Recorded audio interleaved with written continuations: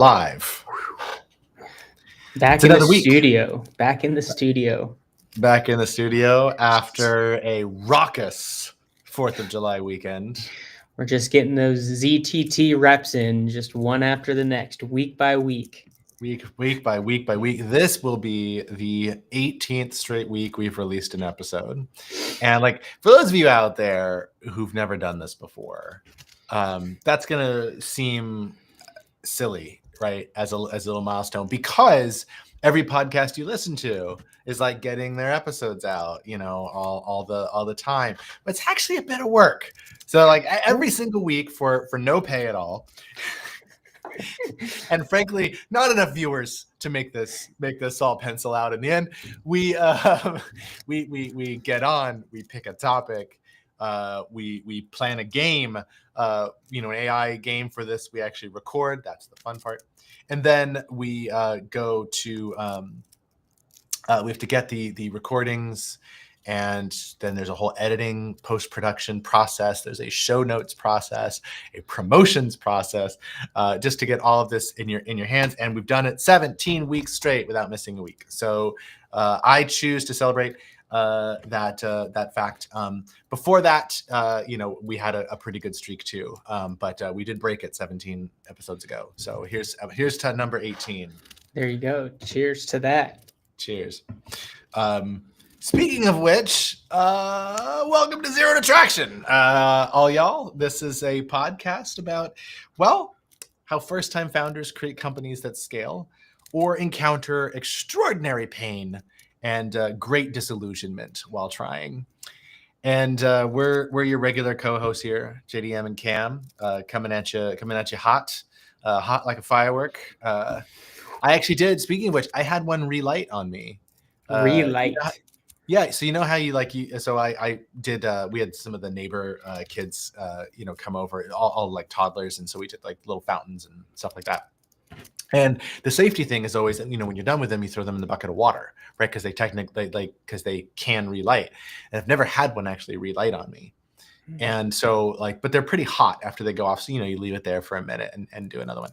And probably the next one. And this was like taking us a long time in between fountains, because then one of the 2-year-olds is going to come pick out off the table of fireworks, like the next one that I'm going to set off. And so then kid comes, picks it out, goes back and sits down on our driveway. And I'm like, all right. And so I turn around and start walking down to grab the old fountain to throw it in the bucket of water and replace it with the new one. And suddenly this lights up. This lit up right again for this little flame out at the end. So for all of you out there, especially in the post-apocalyptic hellscape that is 2025 weather, please use your buckets of water. Yes, indeed. Be safe out there. Be safe, and please don't start forest fires. Only you can start forest fires. We've laid everyone else off. And there's only so much raking that can be done in our forests. With that, we're going to talk about something dramatically different today. We're going to talk about another way that things die, not by fire, but by poison. More specifically, by poison in your sales pipeline for early stage startups. So we're going to talk about all the usual things that come into that process. Cameron, I'm going to let you do a nice intro to what we're talking about here before I kick off the game. But we're going to talk about those polite maybes. We're going to talk about false positives and how you can find them. We're going to talk about how when to walk away from those sales, which a founder thinks is never. The answer is not never. And we're going to talk about how to build a pipeline that doesn't lie to you.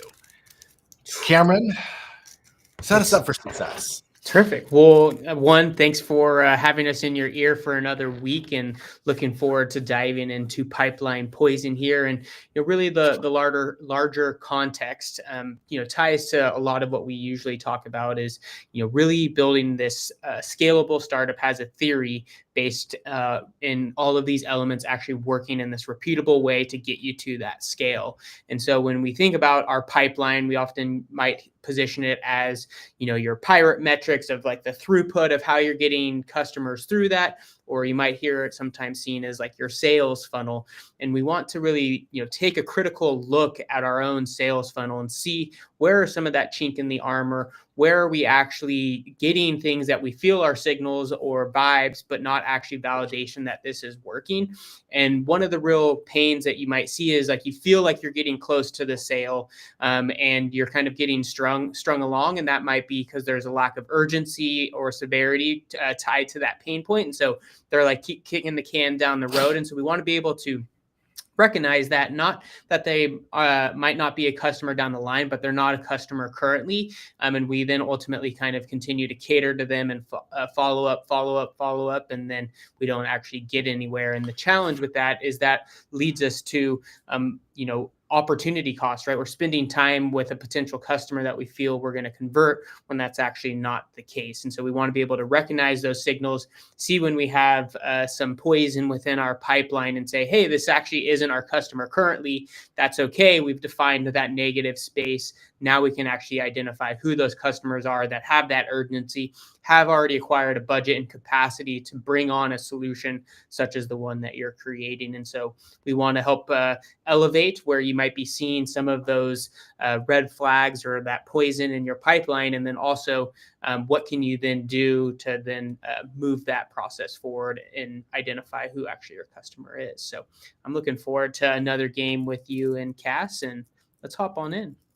All right, we're gonna do it. So we're gonna do a little bit of mix because there's all different kinds of startups out there. So we're gonna start with some B2B SaaS, but if you're doing B2C or if you're doing B2G, stay tuned. We're gonna get some of those too. We asked Cass to do those, but we're gonna start with B2B SaaS because that's what most of the startups that we talk with on a day-to-day basis are doing. So here we go.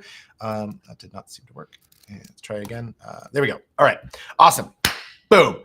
HR tech. So this is a workflow. These are all pre-product market fit. So these are all somewhere between pre-seed, seed, in that stage right now. So a workflow tool for HR teams to standardize internal promotions and performance review processes. They refer to it as the Notion plus Lattice for SMBs that nobody asked for. All right, cheeky, but I don't know what Lattice is. I'm being honest, I don't know that one.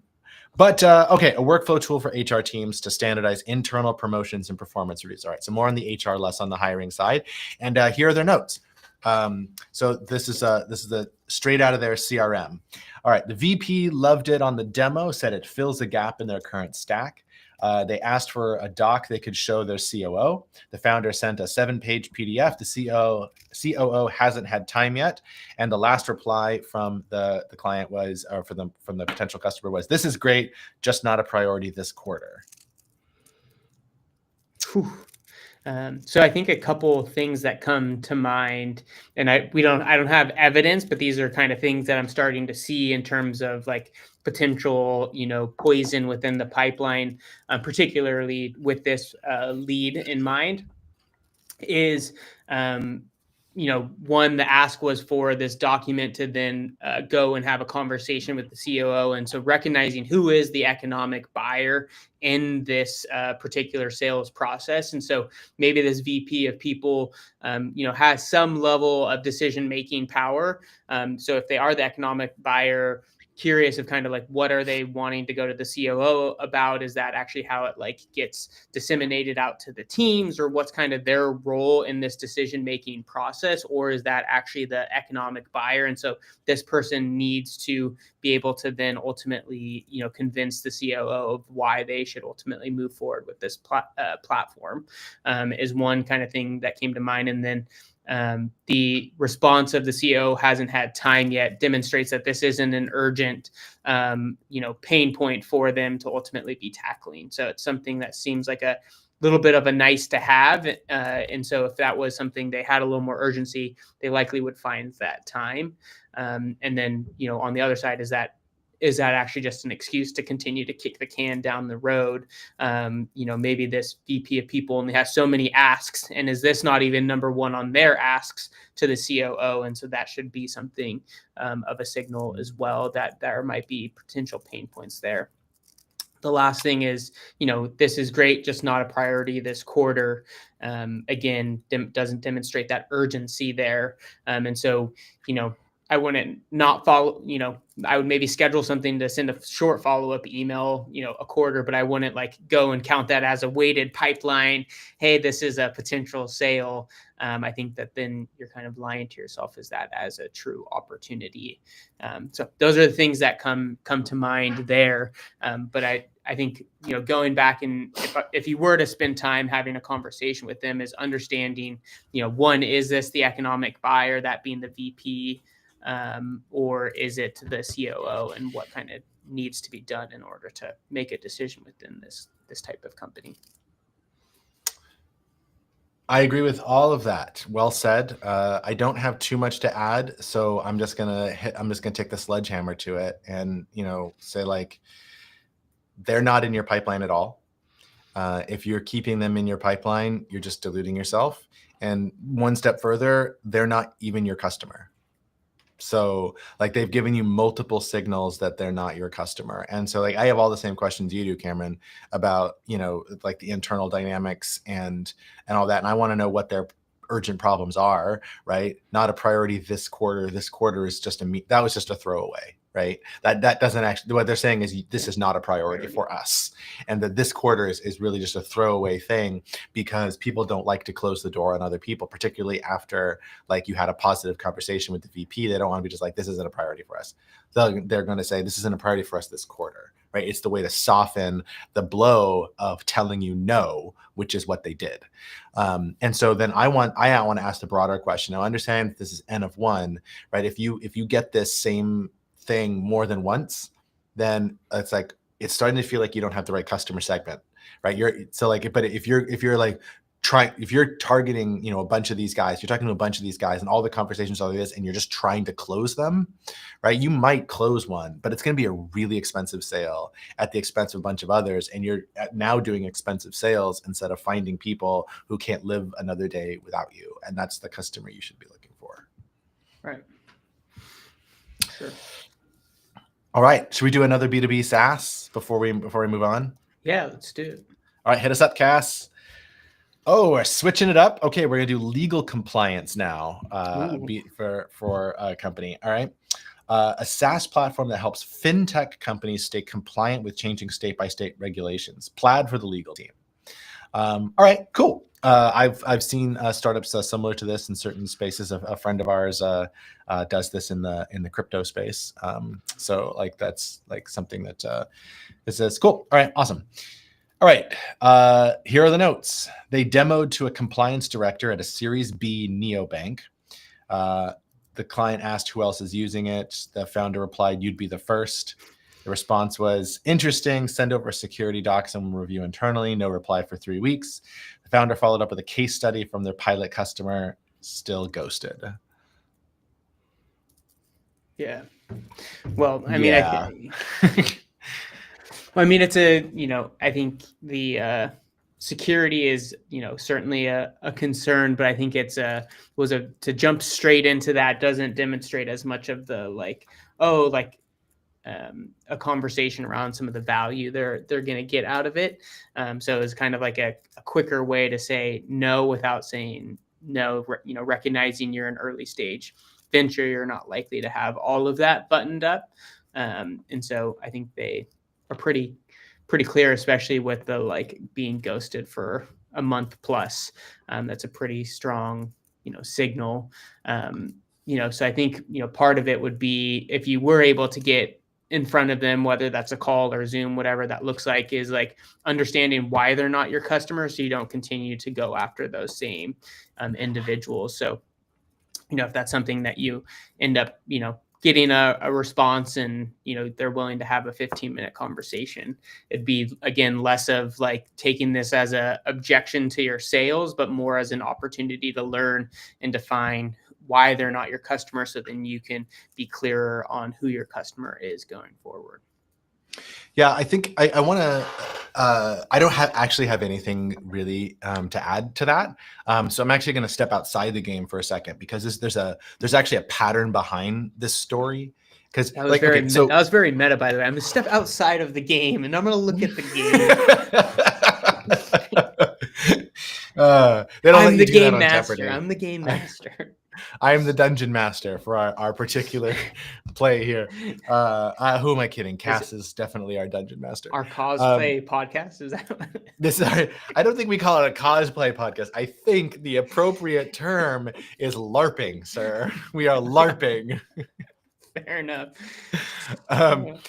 But so like when I read through this, I mean, I think I audibly like chuckled, and I definitely had a visible reaction. I was like, because this sounds so fucking silly, right? Like, you got ghosted twice, and like Cass is asking us, like, hey, do you think that they're in your pipeline? And so partially, like, it's a fundamentally uninteresting scenario, and so like that's one of the reasons I think you covered all the bases. Like, it's obvious to everybody why this doesn't work, but that's why I want to step outside the game for a second, because I actually see this all the time.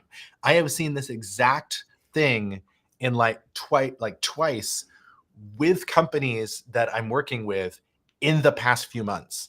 And so I think it's a lot more common than we think. And here's how it often looks. So the story in the example in the CRM is, we did a demo.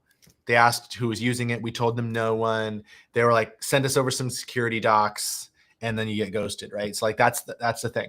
So let me come at this from the outside.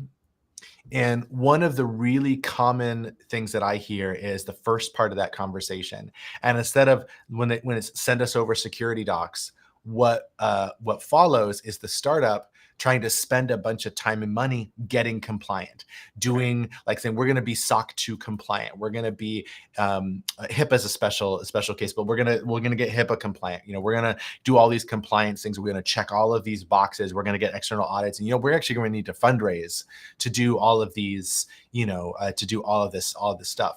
And so it seems reasonable in the moment, because they're saying like, okay, it's a security related thing or security adjacent thing. Security is really important. They're banks, they're healthcare, they're fintech, there's something like that, or there might just be enterprise where, security is a really important consideration, because they have to jump through hoops with internal security teams like CIOs and CISOs and all the other kinds of things. And so it seems very logical for you to then say, I need to check these boxes to push this deal down the road. Well, that is one step where, if you then go and do all of that, this is what might happen.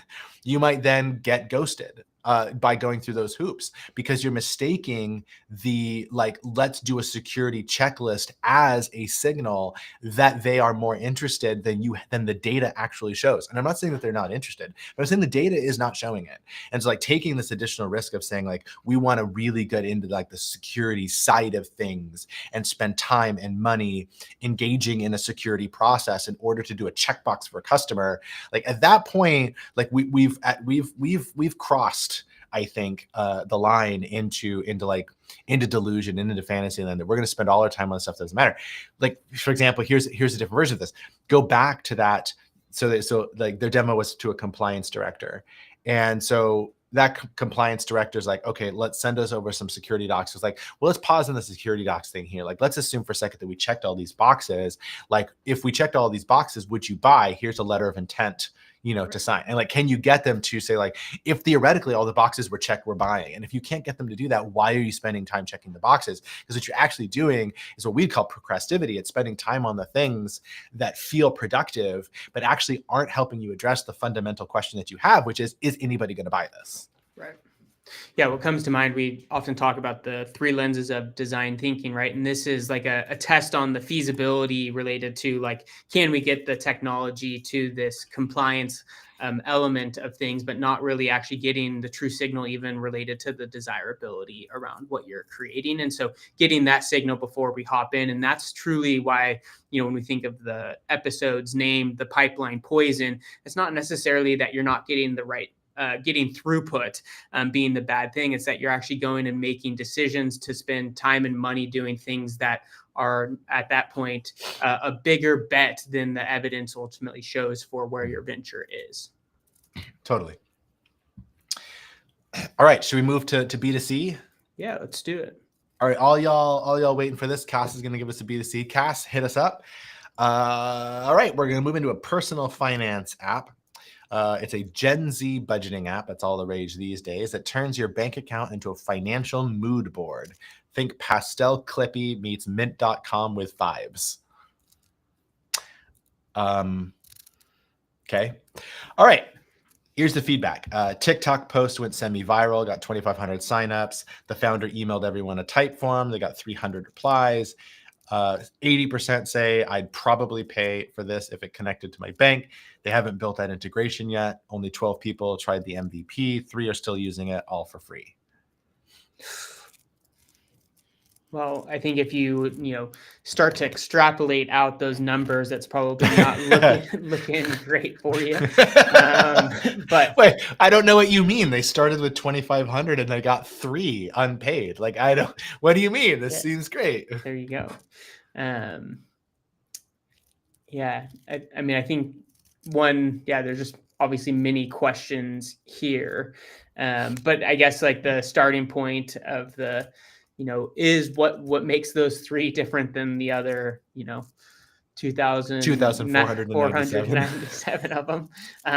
But like in seriousness, like what makes those different than them, and like how might you then understand their pain points and like their, urgency to kind of push through this process with many question marks. But that would be the steps that I would take. I think as you look back, the probably pay seemed like you probably made a bigger bet on that than like people are like super keen to pay for this. Like that's, there was already a question mark in that answer. So, nothing super exciting to me. I think for me, I'd go back to looking at those 3 and what makes them different. Or all. Yeah. I mean, that's the only place I could start, I feel like.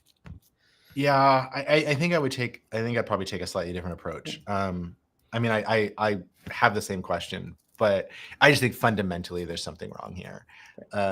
So we're starting with a post that went semi-viral. So TikTok is different than a lot of other platforms. So if you're saying a post went viral, you're talking 5 million views or more. Like virality works differently on TikTok. View counts are higher. So the semi-viral, I don't know what that means, but I'm going to say it's at least in the hundreds of thousands of views. And so if you have a post that got hundreds of thousands of views and you're getting 2,500 signups, then at that point you're at 1% or less that go from the viral video to signups. And then from 2,500 to the 300 replies, again, like we're down to like we're down another 10%, right? Down 10% of that number. And then, we're only of those replies, the best we got was a probably and a probably if. So now we're 2 probablys deep. And like, so it's just, the whole thing is just like when I see this, I go, there's no there. Like I'm already out. I'm already done. There's no there. And so and not just because of the math, but because I actually don't think the viral post told you something interesting. Or at least as interesting as they think it did. And so I actually want to take a step back and rework this entire thing. Go from a TikTok post to a wait list with customer interviews and actually just dive directly and don't do a type form and email people out and get probablys. Actually find out why that resonated with them and does that translate into a severe and urgent pain that you're capable of solving. I don't think it's going to be budgeting. And so everybody wants the outcome of budgeting, but nobody wants to do the budgeting. And like, that's the fundamental, like, that's why budgeting apps often fail. Is because you have to do work to budget and then you have to stay within the budget. And like, it's a thing. And so people want the outcome of the budget, but they don't want to do the work of the budget. So I like go all the way back and say, I'm shitting all over this. Like there's nothing here, but go back to what resonated with people, and assuming it didn't just resonate because they found it funny, right? Then like, let's figure out what was the pain behind that? Like why was it real for them?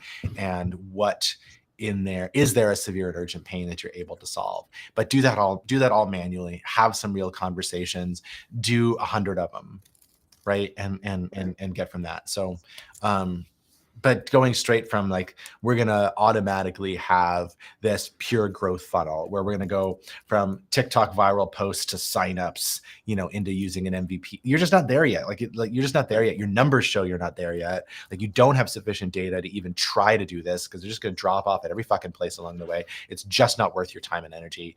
And so drop all of that, save yourself time, save yourself money, save yourself effort, save yourself headache, and actually learn a lot more just by having some conversations with people that are on a wait list. Yeah. I feel like part of it was they didn't really like look at it from a system perspective, right? So they kind of like did this post. It had kind of this semi-viral opportunity. And then from there, they're like, okay, well, we have some signups, like, 2,500 people isn't nothing. But when you compare it to like the amount of people that saw it, it's much smaller as that actually being a lever to pull going forward. And so they're kind of like, oh, well, how do we, convert this? And then they kept, I think, building on it, not recognizing that this might not actually be their core customer. They just thought it was an interesting post and wanted to sign up. And so we need to have that intentionality to get true validation of each of those components along our business model. Awesome. All right. For our last one, we're going to shake things up again. So we did a couple of B2Bs, we did a B2C. Now we're going to do a B2G. Let's talk GovTech. So this is where government is the customer, and this is all very it's a very different game, and we've had a few of them, including some in the Traction Lab recently. So figured it'd be worthwhile. Let's see. Cass is giving us a civic infrastructure one. So this is a software platform that helps mid-sized cities monitor air quality and publish updates for vulnerable populations. So it's like Clean Air Now dashboards, but for public agencies. All right. So here we go. Their lead notes. They connected with environmental services manager at a city of 180,000. They got, this looks interesting. We've been looking for something like this. They asked for pilot proposal. So the founder spent 2 weeks writing one. The city replied, this would be a great fit for our 2026 budget cycle. And then they asked the founder to stay in touch. Do you want to kick us off, or? I mean, I think you got told to no is like how I'm hearing this, right? Like it's July, and if you're trying to fit a pilot into next year's like budget cycle, I don't love that. There's a couple things that come to mind. So one is the details of the budget cycle.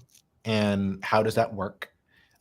Is this coming under this doesn't sound like it's coming under somebody's discretionary budget.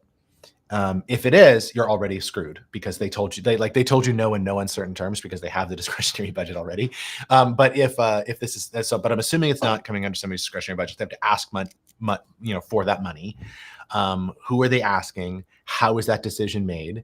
And is that decision made in the context of a pilot that's going to give them that's interesting, and so they're going to do an interesting pilot, or is in the context of a pilot that's going to deliver them some short-term value and they're really not looking beyond that, or is this a pilot intended to prove something out that they want to do longer term? Those are 3 different scenarios, and only one of them is interesting to you. The other 2 are interesting to the city, but they're not interesting to you as a startup that's trying to build a repeatable engine of growth. So you need to find out what of those 3 there are, and like put this in the context of that process. And then it's going to be, all right, if it's in that 3rd bucket where this is actually like, we need to prove X in order to like have an ongoing budget for this, then I'm going to I want to know, why is it a pilot, not the full, right? That's because something is unknown or unproven, and I'm assuming it's to the city. And so therefore, what is that? And how can we then define, is there any way to hand wave that away and get out of that, so you actually get into a real budget for this thing, a real deployment? Or if not, then how do we build that into the success criteria, that this is what success looks like, is getting to this, with the understanding that gets into the 2027 budget cycle. And then we're going to get the equivalent of LOIs in that context. So we're like, this is what we're doing. And there's still a lot of risk in that, because but all that risk I have to take off the table for the moment because we don't know what the budget approval process is. So like I can't speak. It could be a little bit of risk. It could be a ton of risk, and that's going to come up in due diligence. But yeah, those are my initial thoughts. What are your thoughts, Cameron? Yeah, I mean, I'm getting stuck is it took the founder 2 weeks to write the pilot proposal. So like, I guess if that was like back and forth, I understand that. Then they're kind of like co-creating with the customer, but it doesn't seem like that was the case. It seems like, okay, give us a proposal, and it took 2 weeks. And then, not that I don't think necessarily it was like a missed window, but I think it might have been an over-engineered like pilot that then like came across as the full thing with maybe some of the risks. And so I think there was an opportunity to maybe co-create that process and have some key learning in engaging this environmental services manager of like, hey, this is what a pilot would look like from our perspective. Like, what are the risks that you're seeing and wanting to iron out in this pilot, and whether that's paid or unpaid and what that looks like. But because oftentimes if they came in like, hey, here's a pilot for 50 grand, well, that triggers this whole RFP process and other things. And that just might seem too much inertia to get this off the ground when the urgency of the pain point isn't actually there to like motivate them to push through this, versus that could have been, in terms of building this co-creative pilot to understand actually what are those risks, what are they actually trying to get out of running this together. I think that could have led to some greater insight into what that looks like, versus right now we're kind of playing this waiting game. A year from now, stay in touch. And like, is that stay in touch? Like, when do you start? We have no insight into when do they start the budgeting process for 2026? Is that in the next 3 months, or is that in 6 months? And what does that look like if we're going to have to go through that process? But again, yes, there is a no, but I think there was a lot of insight we missed out on potentially from having conversations in that co-creative process of piloting it, versus just taking that as like, oh, we'll go build something and then sell it to you in terms of this pilot. I think there was a lot of missed opportunity there. That's interesting. On the same lines, I wonder if there is an opportunity to do a considerably smaller pilot, maybe even an unpaid pilot, that's evidence for getting the full thing in the 2026 budget cycle. Right? Like, can we do something in August that allows us, so that we can get results in September, so that in October, when we're doing the 2026 budget cycle, we actually have the pilot already done, all the evidence in that our stakeholders would need in order to justify that inclusion in their budget. Right. Well, that is all the time that we have on this episode of Zero to Traction, but it would not be a Zero to Traction without us offering our frivolous thoughts. And so, Cameron, I'm going to let you go first, because yours is going to probably end up being the title of this episode, I think. Oh, I forgot what horsing around, or what was the I can't remember what we what was it? This is just a horse show. Oh, this is just a horse show. Yeah, exactly. So I spent my 4th of July weekend at the barn, so out at Pacific Equestrian Center out in Wilton. So my wife Katie was competing in a couple of dressage shows out there and did stellar work.